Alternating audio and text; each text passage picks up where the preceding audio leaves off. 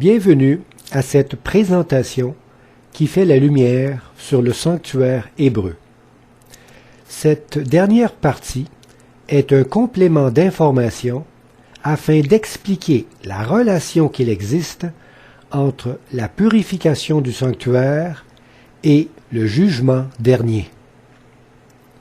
Pour débuter, nous allons mettre en séquence chronologique les événements importants de la fin des temps afin de bien situer les trois événements principaux suivants.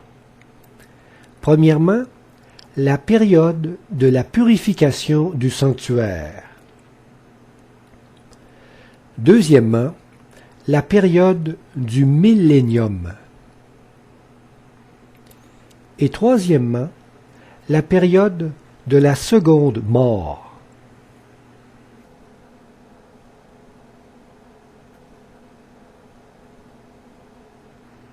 Depuis l'entrée de Jésus dans le lieu très saint du sanctuaire céleste, Dieu désire former un peuple qui obéira parfaitement à ses lois et sera purifié du péché. Voici l'alliance que je ferai avec eux. Après ces jours-là, dit le Seigneur, je mettrai mes lois dans leur cœur, et je les écrirai dans leur esprit. Il ajoute, et je ne me souviendrai plus de leurs péchés, ni de leur iniquité. Comme nous l'avons vu dans les sections précédentes, et selon la prophétie du livre de Daniel, la purification du sanctuaire a débuté en octobre 1844 et est présentement en action. Et il me dit, 2300 soirs et matins, puis le sanctuaire sera purifié. Un événement appelé la pluie de l'arrière-saison amènera à son apogée la fin de la période de purification. À ce moment, comme au temps de la Pentecôte, une puissante manifestation du Saint-Esprit sera expérimentée par le peuple de Dieu. Soyez donc patients, frères, jusqu'à l'avènement du Seigneur. Voici, le laboureur attend le précieux fruit de la terre, prenant patience à son égard, jusqu'à ce qu'il ait reçu les pluies de la première et de l'arrière-saison. Vous aussi, soyez patients, affermissez vos cœurs, car l'avènement du Seigneur est proche. Une période de grande détresse succédera à cette effusion du Saint-Esprit. À cause du rejet délibéré de la vérité, le monde sera frappé de grandes calamités, et la persécution du peuple de Dieu sera terrifiante. Puis je vis dans le ciel un autre signe, grand et admirable, 7 anges qui tenaient 7 fléaux, les derniers, car par eux s'accomplit la colère de Dieu. Cette période de grande détresse débutera après la fin du temps de grâce offert par Dieu. À ce moment, les saints seront alors scellés et marcheront sans péché avec l'aide de la puissance de Dieu. Que celui qui est injuste soit encore injuste, que celui qui est souillé se souille encore, et que le juste pratique encore la justice, et que celui qui est saint se sanctifie encore. Cette période de grande détresse se terminera à la seconde venue du Christ. À ce moment, la folie des hommes sera si grande sur la terre que Dieu devra intervenir pour empêcher l'anéantissement complet de son peuple saint. Alors le signe du Fils de l'homme paraîtra dans le ciel. Toutes les tribus de la terre se lamenteront, et elles verront le Fils de l'homme venant sur les nuées du ciel avec puissance et une grande gloire. Au retour de Jésus, les justes morts ressusciteront et monteront au ciel avec les saints encore vivants. C'est le début du millénium qui se passera dans le ciel. Pendant cette période, la terre sera laissée déserte et sans vie. Heureux et saints ceux qui ont part à la première résurrection. La seconde mort n'a point de pouvoir sur eux, mais ils seront sacrificateurs de Dieu et de Christ, et ils régneront avec lui pendant 1000 ans. Après le millénium au ciel, les saints retourneront sur la terre, et à ce moment, les impies ressusciteront, ce qui déliera Satan et lui donnera l'occasion de séduire les nations une seconde fois. Il organisera une grande rébellion contre le gouvernement de Dieu. Quand les 1000 ans seront accomplis, Satan sera relâché de sa prison, et il sortira pour séduire les nations, qui sont aux quatre coins de la terre, Gog et Magog, afin de les rassembler pour la guerre. Leur nombre est comme le sable de la mer. Ce temps de rébellion débutera lors de la descente sur terre de la nouvelle Jérusalem céleste, et après la résurrection de tous les impies qui ont existé depuis Adam. Et je vis descendre du ciel, d'auprès de Dieu, la ville sainte, la nouvelle Jérusalem, préparée comme une épouse qui s'est parée pour son époux. Les autres morts ne revinrent point à la vie, jusqu'à ce que les 1000 ans fussent accomplis. Mais leur projet de rébellion sera stoppé par l'exécution de leur sentence et débutera alors le temps de la colère de Dieu. Les impies recevront leur condamnation et subiront la seconde mort.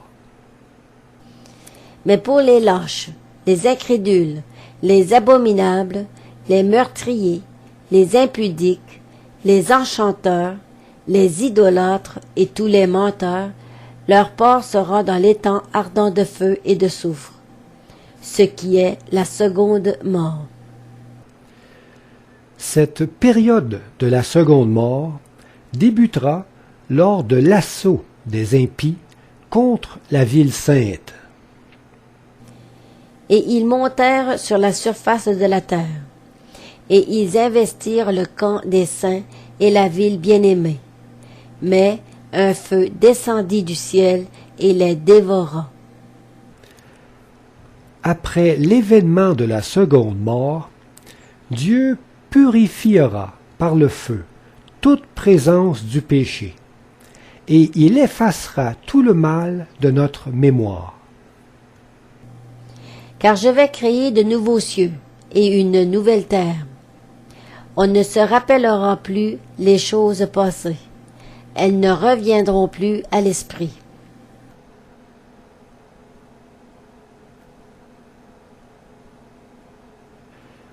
Dans cette chronologie des événements de la fin, on s'aperçoit que le jugement de Dieu se déroule en 3 phases distinctes. Comme pour nos procès criminels, il y a un temps d'investigation, un temps de délibération et un temps d'exécution. Ces 3 phases correspondent au temps de purification, au temps du millénium et au temps de la seconde mort. Approfondissons maintenant chacune de ces périodes afin de mieux comprendre où nous nous situons dans le grand jugement dernier. Premièrement, examinons la période du jugement d'investigation. Cette période équivaut à la période de la purification du sanctuaire. Ce jugement d'investigation doit se terminer avant le retour de Jésus. Comme nous le savons, au prochain retour du Christ, il y aura une résurrection des saints pour la vie éternelle. À ce moment, le sort des impies sera donc déjà fixé. Un jugement d'investigation est donc nécessaire avant le retour de Jésus pour sélectionner les saints qui monteront au ciel avec lui. Ce jugement est déjà en action depuis 1844. Je vis un autre ange qui volait par le milieu du ciel, ayant un évangile éternel, pour l'annoncer aux habitants de la terre, à toute nation, à toute tribu, à toute langue et à tout peuple. Il disait d'une voix forte, « Craignez Dieu et donnez-lui gloire, car l'heure de son jugement est venue. Et adorez celui qui a fait le ciel et la terre et la mer et les sources d'eau. » Ce jugement d'investigation est présentement en action pendant la purification du sanctuaire. L'expiation des péchés du peuple de Dieu implique une investigation de ceux-ci, puis un effacement définitif. Pour purifier un péché, il faut d'abord que celui-ci soit présenté, jugé et pardonné. Les livres de nos œuvres doivent donc être ouverts et la vie de chacun examinée afin que nos péchés soient effacés pour toujours. Le temps de la purification du sanctuaire correspond donc au temps d'un jugement d'investigation. Les nations se sont irritées, et ta colère est venue. Et le temps est venu de juger les morts, de récompenser tes serviteurs, les prophètes, les saints et ceux qui craignent ton nom, les petits et les grands, et de détruire ceux qui détruisent la terre. Et le temple de Dieu dans le ciel fut ouvert, et l'arche de son alliance apparut dans son temple. Et il y eut des éclairs, des voix, des tonnerres, un tremblement de terre et une forte grêle. Et je vis les morts, les grands et les petits, qui se tenaient devant le trône. Des livres furent ouverts, et un autre livre fut ouvert, celui qui est le livre de vie. Et les morts furent jugés selon leurs œuvres, d'après ce qui était écrit dans ces livres. En tant que chef de l'Église et représentant du genre humain, Jésus subira le procès pour toute la race humaine. Sa victoire conduira au salut tous ceux qui demeurent en lui. Car Christ n'est pas entré dans un sanctuaire fait de main d'homme, en imitation du véritable, mais il est entré dans le ciel même, afin de comparaître maintenant pour nous devant la face de Dieu. Il a tout mis sous ses pieds, et il l'a donné pour chef suprême à l'Église, qui est son corps, la plénitude de celui qui remplit tout en tous. En ce moment, c'est seulement les croyants qui passent en jugement. Le jugement en cours se préoccupe exclusivement de ceux qui se réclament du pardon dans les mérites de Jésus-Christ.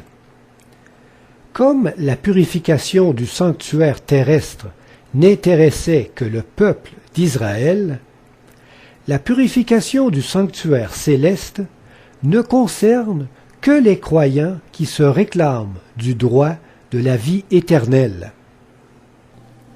Car c'est le moment où le jugement va commencer par la maison de Dieu. Or, si c'est par nous qu'il commence, quelle sera la fin de ceux qui n'obéissent pas à l'évangile de Dieu? Car nous connaissons celui qui a dit, « À moi la vengeance, à moi la rétribution. » Et encore, le Seigneur jugera son peuple. Les incrédules se condamnent eux-mêmes.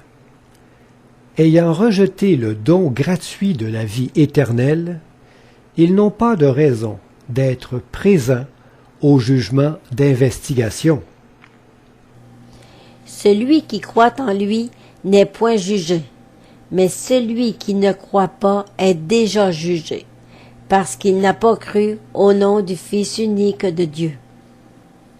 Celui qui me rejette et qui ne reçoit pas mes paroles a son juge. La parole que j'ai annoncée, c'est elle qui le jugera au dernier jour. En effet, les perfections invisibles de Dieu, sa puissance éternelle et sa divinité se voient comme à l'œil, depuis la création du monde, quand on les considère dans ses ouvrages. Ils sont donc inexcusables. Chacun sera jugé selon sa connaissance de la loi divine.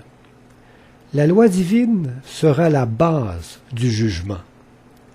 Le jugement tiendra compte des vérités reçues et du degré de connaissance de chaque individu. Dieu, sans tenir compte des temps d'ignorance, annonce maintenant à tous les hommes, en tout lieu, qu'ils aient à se repentir. Parce qu'il a fixé un jour où il jugera le monde selon la justice, par l'homme qu'il a désigné, ce dont il a donné à tous une preuve certaine en le ressuscitant des morts.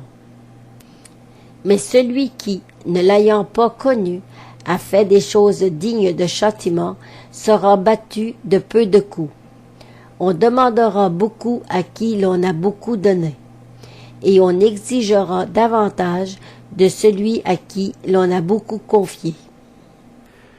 Le jugement d'investigation est un événement heureux, qui fait le bonheur des justes. Ceux-ci n'ont aucune peur du jugement présent et se réjouissent de sa venue, contrairement à ceux qui vivent dans le péché. Après cela, j'entendis dans le ciel comme une voix forte d'une foule nombreuse qui disait « Alléluia! Le salut, la gloire et la puissance sont à notre Dieu, parce que ses jugements sont véritables et justes, car il a jugé la grande prostituée qui corrompait la terre par son impudicité, et il a vengé le sang de ses serviteurs en leur redemandant de sa main. » Et ils dirent une seconde fois « Alléluia !» Le jugement d'investigation se termine bientôt. Ce sera alors la fin de la première phase du jugement dernier, ayant séparé les bons et les mauvais chrétiens. Quand tous auront pris une position définitive en rapport à la loi de Dieu, le sort de chaque individu sera alors fixé, et Jésus reviendra enfin chercher son peuple fidèle. Que celui qui est injuste soit encore injuste, que celui qui est souillé se souille encore, et que le juste pratique encore la justice, et que celui qui est saint se sanctifie encore. Voici, je viens bientôt, et ma rétribution est avec moi, pour rendre à chacun selon ce qu'est son œuvre. Prenons le temps d'étudier les livres célestes. La fonction du livre consiste essentiellement à conserver le passé pour servir de témoin dans l'instruction du jugement. Le pardon offert par Dieu à travers le sang de son Fils nous libère de la condamnation de la loi, mais ce sang n'a pas effacé le souvenir du péché. Le péché reste inscrit dans les registres du sanctuaire céleste jusqu'à l'expiation finale, c'est-à-dire son effacement définitif. 3 livres sont utilisés pour le jugement dernier. Il y a le livre de vie, le livre de mort et le livre de la loi. Examinons le livre de vie. Il contient le nom de tous ceux qui se déclarent être un disciple du Christ. On y retrouve les bonnes œuvres des saints. Chaque tentation résistée, chaque victoire remportée, chaque parole aimable prononcée, chaque sacrifice, toute souffrance et tristesse endurée pour la cause de Christ sont fidèlement enregistrés. Si quelqu'un a un péché encore inscrit dans le livre de mort, dont il ne s'est pas repenti, alors son nom sera effacé du livre de vie, ainsi que ses bonnes œuvres. L'œuvre du jugement d'investigation consiste à effacer de ce livre le nom de toutes les personnes dont la conversion n'était pas sincère. Pour ceux dont le nom est resté inscrit, les écrits de ce dernier livre ne seront jamais effacés. Cependant, ne vous réjouissez pas de ce que les esprits vous sont soumis, mais réjouissez-vous de ce que vos noms sont écrits dans les cieux. Alors ceux qui craignent l'Éternel se parlèrent l'un à l'autre. L'Éternel fut attentif, et il écouta. Et un livre de souvenirs fut écrit devant lui pour ceux qui craignent l'Éternel et qui honorent son nom. Et je vis les morts, les grands et les petits, qui se tenaient devant le trône. Des livres furent ouverts, et un autre livre fut ouvert, celui qui est le livre de vie.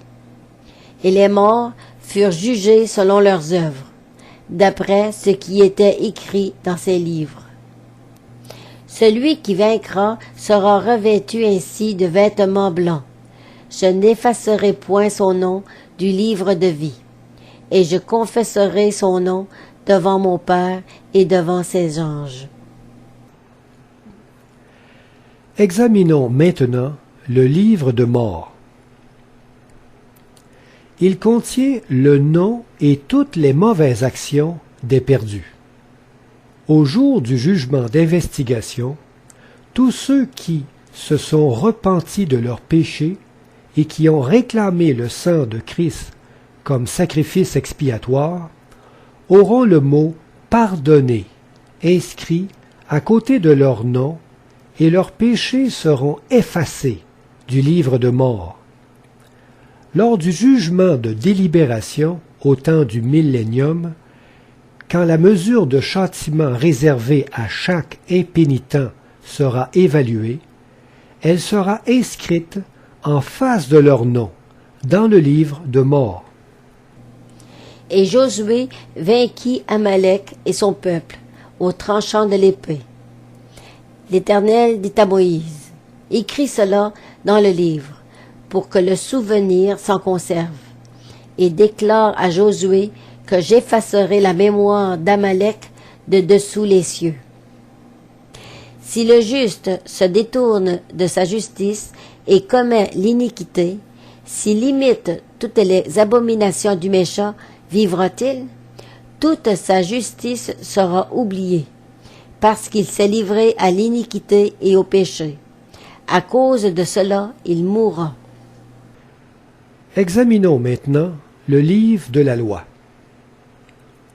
Ce livre contient toutes les paroles que Dieu nous a offertes, même celles qu'il a mises personnellement dans notre cœur. Au temps du millénium, conjointement avec Jésus-Christ, les justes jugeront les impies, en comparant leur vie avec les préceptes du saint livre de la loi, et se prononceront sur le cas de chacun. Lorsque l'Éternel eut achevé de parler à Moïse sur la montagne de Sinaï, il lui donna les 2 tables du témoignage, tables de pierre écrites du doigt de Dieu. Lorsque tu obéiras à la voix de l'Éternel ton Dieu, en observant ses commandements et ses ordres écrits dans ce livre de la loi, lorsque tu reviendras à l'Éternel ton Dieu, de tout ton cœur et de toute ton âme. Ce commandement que je te prescris aujourd'hui, n'est certainement point au-dessus de tes forces et hors de ta portée. Il n'est pas dans le ciel pour que tu dises, qui montera pour nous au ciel et nous l'ira chercher? Qui nous le fera entendre afin que nous le mettions en pratique? Il n'est pas de l'autre côté de la mer pour que tu dises, qui passera pour nous de l'autre côté de la mer et nous l'ira chercher? Qui nous le fera entendre afin que nous le mettions en pratique? C'est une chose, au contraire, qui est tout près de toi, dans ta bouche et dans ton cœur, afin que tu la mettes en pratique. Entamons maintenant la deuxième phase du jugement, le jugement de délibération. Cette période du jugement se déroule pendant le millénium. La seconde phase du jugement dernier se déroule au ciel, en compagnie des ressuscités. Cette longue période de temps permettra à chacun de statuer sur le cas de ceux qui sont absents. Et je vis des trônes, et à ceux qui s'y assirent fut donné le pouvoir de juger. Et je vis les âmes de ceux qui avaient été décapités à cause du témoignage de Jésus et à cause de la parole de Dieu, et de ceux qui n'avaient pas adoré la bête ni son image, et qui n'avaient pas reçu la marque sur leur front et sur leurs mains. Ils revinrent à la vie et ils régnèrent avec Christ pendant 1000 ans. Les justes seront à ce moment libres. Nous comparaîtrons tous devant le tribunal de Dieu. Mais ceux qui auront accepté le salut de Dieu verront leur cause adjugée, car elle aura été défendue par Jésus lui-même. En vérité, je vous le dis, celui qui écoute ma parole et qui croit à celui qui m'a envoyé a la vie éternelle, et ne vient point en jugement, mais il est passé de la mort à la vie. Le jugement de délibération ne concerne que les impies. Ceux-ci ont déjà obtenu le verdict de culpabilité. Il ne reste qu'à assigner à chacun le châtiment qu'il doit recevoir. Tandis que, par la même parole, les cieux et la terre d'à présent sont gardés et réservés pour le feu, pour le jour du jugement et de la ruine des hommes impies. Durant le jugement de délibération, les élus seront les juges.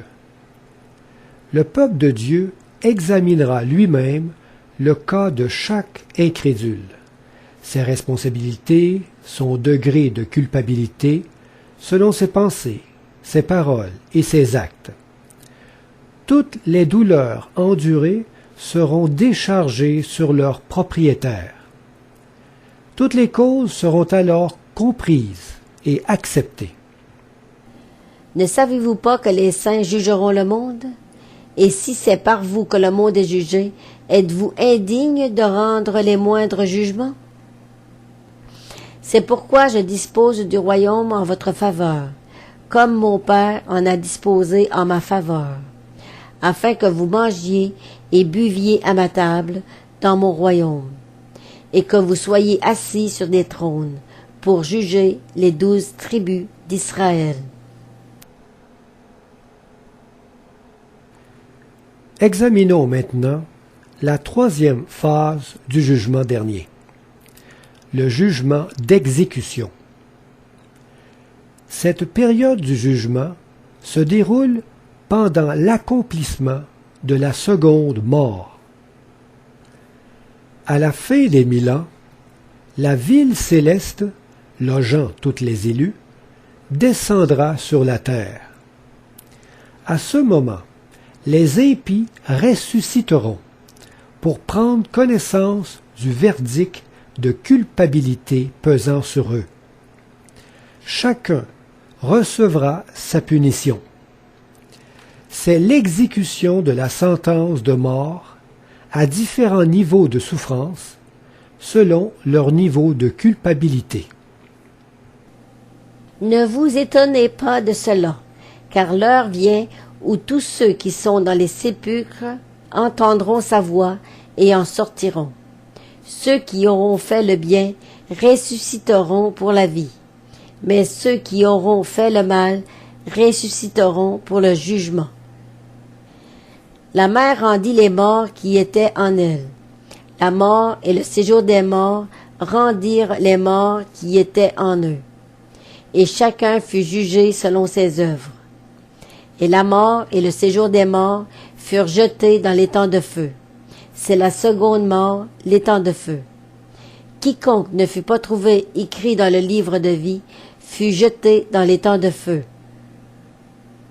Mais pour les lâches, les incrédules, les abominables, les meurtriers, les impudiques, les enchanteurs, les idolâtres et tous les menteurs, leur part sera dans l'étang ardent de feu et de soufre, ce qui est la seconde mort.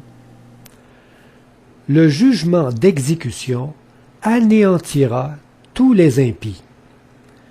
Dieu les détruira à tout jamais par le feu purificateur de l'Éternel. Dieu les effacera aussi de nos mémoires. S'il a condamné à la destruction et réduit en cendres les villes de Sodome et de Gomorrhe, les donnant comme exemple aux impies à venir. Car voici le jour vient, ardent comme une fournaise. Tous les hautains et tous les méchants seront comme du chaume. Le jour qui vient les embrasera, dit l'Éternel des armées. Il ne leur laissera ni racines ni rameaux.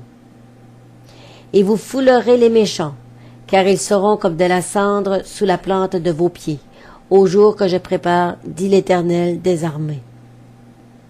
Voici, ils seront confondus, ils seront couverts de honte, tous ceux qui sont irrités contre toi.